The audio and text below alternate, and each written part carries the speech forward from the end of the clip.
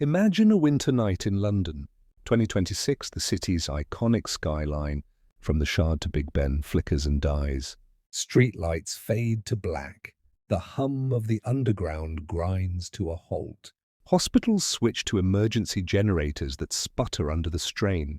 And in the quiet suburbs, taps run dry as reservoirs plummet below critical levels. No warning. No declaration of war, just a silent command from halfway across the world, executed through invisible threads woven deep into the fabric of Britain's essential lifelines. Power grids overload in a cascade of engineered failures.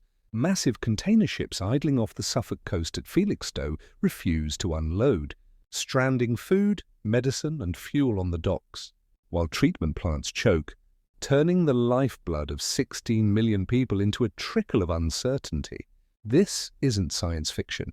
It's the chilling blueprint of vulnerability, drawn from investments made in boardrooms over decades, where the promise of capital met the peril of control. Tonight we unravel the silent invasion, how China, through a web of state-backed acquisitions and strategic stakes, has quietly embedded itself in Britain's power grid, its vital ports, and its water supplies, and what happens when Beijing decides to flip the switch. To understand this creeping dominion, we must journey back to the dawn of the new millennium, when Britain, emerging from the shadows of economic stagnation, flung open its doors to the rising dragon of the East. It was the early 2000s, a time of unbridled optimism in Westminster, where the Blair government's vision of globalization painted China not as a rival, but as a boundless well of investment to fuel the engines of growth. Privatization had reshaped the nation. Utilities once held in public trust sold off to the highest bidders. Infrastructure starved for cash after years of underfunding. Enter the China Investment Corporation, Beijing's sovereign wealth juggernaut, flush with trillions from export booms, scouting for stable returns in the West. Their first forays were subtle, almost innocuous, a 2007 stake in Thames Water. The behemoth, supplying the thirsty arteries of London and the southeast, where an initial 8.68% holding ballooned into a pivotal influence amid the company's mounting debts. By 2012, as the global financial crisis left British firms gasping, CIC deepened its grip, injecting capital that kept the taps flowing, but bound the utility to strings pulled from afar. This was no isolated bet. It mirrored a pattern etched across the Channel and beyond, where Chinese entities, often veiled through Hong Kong proxies like CK Infrastructure Holdings, snapped up assets in Europe's privatized sectors, turning water into a commodity of leverage. In Britain, the allure was irresistible. Thames, serving a quarter of the population, became a cornerstone of Beijing's portfolio, its $14 billion debt by 2025, a vulnerability that whispered opportunities for control. Under the guise of benign financial rescue, parallel to these liquid acquisitions flowed a current of energy entanglements, where China's thirst for global influence met Britain's desperate pivot to nuclear revival. The Hinkley Point C project in Somerset, announced in 2013 as the UK's first new atomic plant in a generation, stood as a monument to this uneasy alliance. Backed by French giant EDF, the $18 billion endeavour drew in China General Nuclear Power Group with a 33.5% stake, a deal greenlit amid fanfare from then Prime Minister David Cameron, who hailed it as a bridge to the golden era of Sino-British ties. Yet beneath the rhetoric lurked shadows. CGN, a state-owned behemoth, wasn't just funding reactors. It was embedding engineers, technology transfers, and data flows that could one day serve dual purposes: civilian power today, strategic insight tomorrow. By 2025, as costs spiraled and delays mounted, that stake had dipped to 27.4% amid funding pullbacks. But the imprint remained indelible, with options for CGN to lead future plants at Sizewell and Bradwell, the latter a blueprint for Chinese-designed reactors on British soil. This nuclear flirtation extended to the grid itself, where State Grid Corporation of China, the world's largest utility, acquired chunks of National Grid's operations in 2016 through a consortium including Qatar's sovereign fund, offloading 61% of the UK's gas infrastructure for £13.8 billion. Hundreds of millions poured into SSE and Rio Tinto, fortifying stakes that by 2025 totaled $90 billion across FC giants, with Chinese hands on the switches powering homes, hospitals and the military's backbone. Parliamentarians railed in Hansard debates. Former MI6 chiefs like Sir Richard deal of warning of Beijing's leverage over decarbonisation. Targets, yet the deals pressed on. A Faustian bargain for cash-strapped Whitehall. No less vital and perhaps more immediately visceral was the maritime frontier, where Britain's trade pulse beat strongest. The Port of Felixstowe, the UK's container colossus on the Suffolk coast, handling 48% of national imports, everything from supermarket, staples to smartphone. Components fell into Chinese. Orbit in 1991 when Hutchison Whampoa, the Hong Kong conglomerate steered by billionaire Li Ka-shing, acquired it for $90 million from P&O. What began as a private sector play evolved into a strategic stronghold under CK, Hutchison Holdings, with Beijing's influence tightening post-1997 handover. By 2025, Felixstowe processed over 4 million TEUs annually, its third rail terminal and berths, 8 and 9, capable of berthing the world's largest vessels, built on Chinese capital, funneling 40% of UK-China container traffic. This wasn't mere commerce, it was a choke point.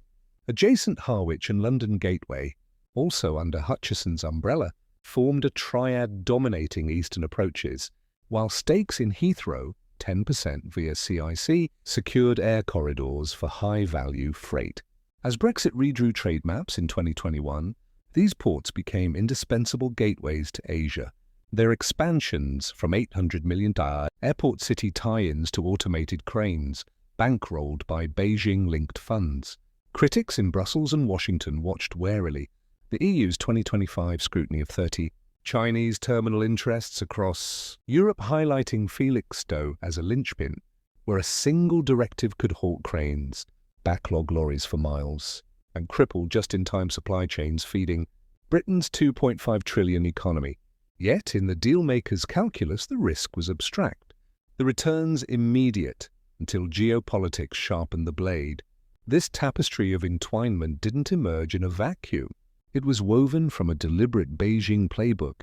The Made in China 2025 blueprint, unveiled in 2015, a clarion call for dominance in 10 high-tech realms from robotics to renewables, flush with $10 billion in sovereign reserves. China targeted Western infrastructure not for dividends alone, but for footholds, data on grid flows, port logistics algorithms, water usage patterns, all feeding the Communist Party's surveillance state and military-industrial complex. In Britain, the National Security and Investment Act of 2021 arrived as a belated bulwark, scrutinizing 17 critical sectors from energy to quantum tech, yet grandfathered deals like Hinkley persisted, exemptions carved for strategic partners. By 2025, as US-China tariffs escalated under a resurgent Trump administration, the UK's $135 billion Chinese asset portfolio doubled from 2021. Estimates drew fire from transatlantic allies. Congress's China Select Committee thundered against Thames sales to CKI, citing espionage vectors in consumer data.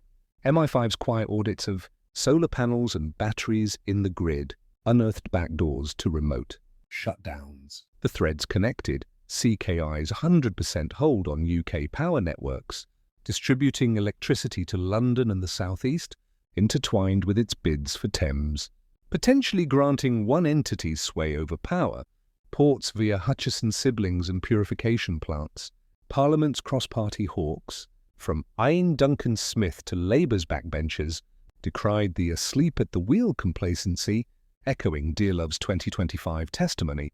Decarbonising hands, Beijing the kill switch. Emotional undercurrents surged. Families rationing water amid 2022 droughts. Businesses idled by port strikes. The spectre of blackouts evoking wartime privations. Yet, economic inertia prevailed, with 4.3 billion in 2023 inflows masking the peril. As tensions simmered into 2025, the first tremors of leverage appeared not in cataclysm, but in calculated coercion. Recall the 2023 Brookfield defaults on Los Angeles towers, rational walkaways from underwater assets.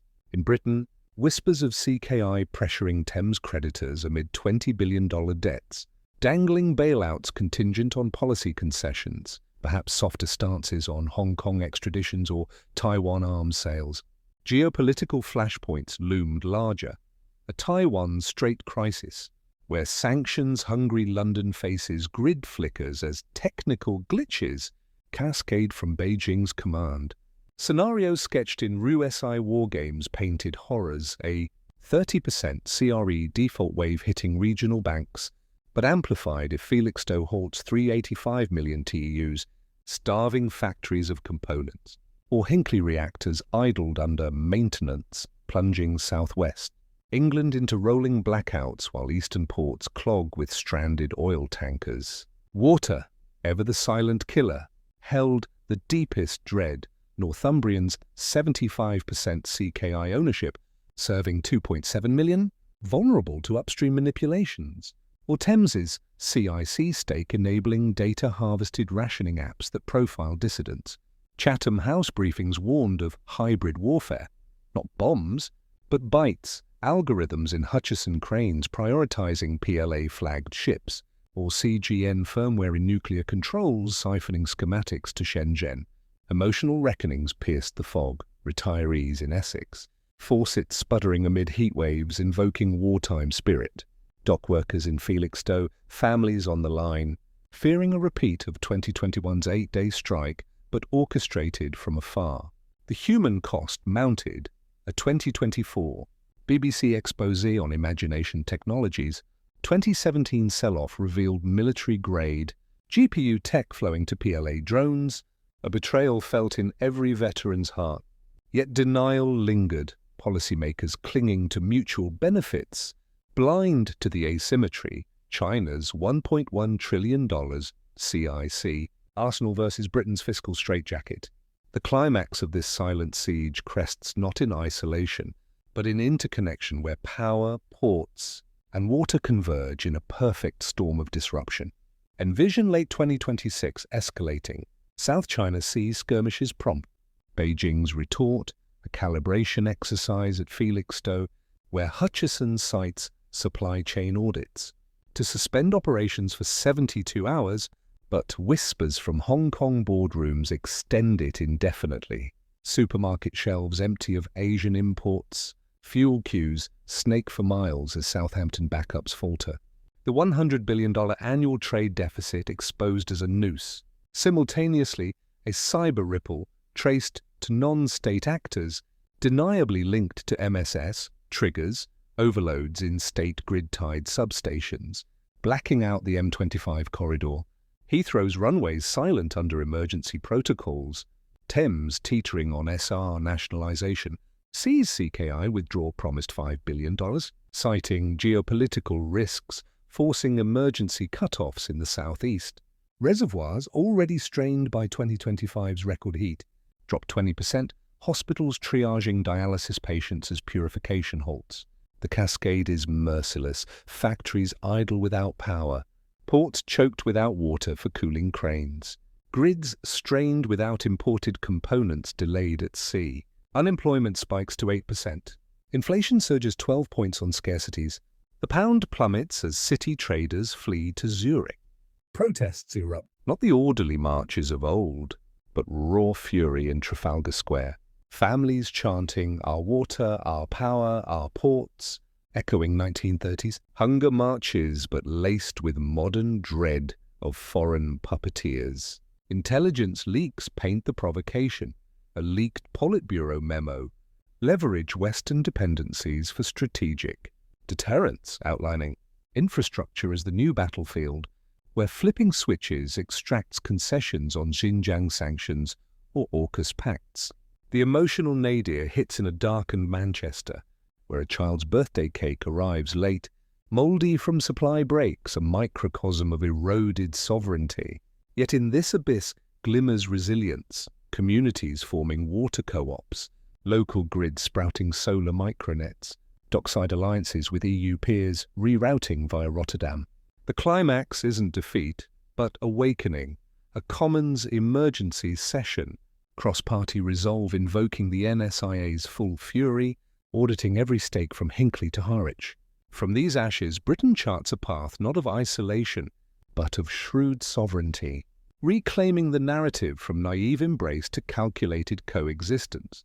The 2027 Infrastructure Resilience Act, born of crisis, mandates divestment audits for stakes over 20% in critical sectors, clawing back Thames from CKI's grasp.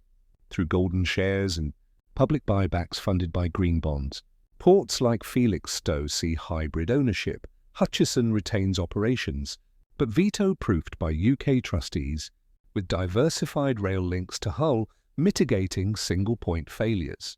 The grid evolves too, Hinkley's output ring-fenced, CGN's role relegated to passive funding, while $50 billion in domestic nuclear and offshore wind sourced from Australian rare earths and Canadian polysilicon builds redundancy, slashing Beijing's leverage from 80% market chokeholds. Water utilities renationalize selectively. Thames reborn as a hybrid public-private entity, its data firewalls impenetrable, reservoirs augmented by Scottish Highland diversions and desalination pilots on the Thames estuary. Emotional healing follows town halls in Scunthorpe and Southampton, where steelworkers and stevedores share stories of betrayal turned to empowerment, forging a national ethos of resilient isles. Globally, Britain pivots, deepening CPTPP ties for Asian trade, sans China dependency, leading EU-US forums on friendly shore supply chains, where tech transfers flow inward, not out. The flip of the switch becomes a relic, a cautionary tale etched in policy, investments vetted not by dollar signs, but by dawn-of-day scenarios of blackout and drought. In this recalibrated dawn, Britain stands not diminished, but fortified, its light steady, ports bustling under tricolour flags, waters pure and plentiful.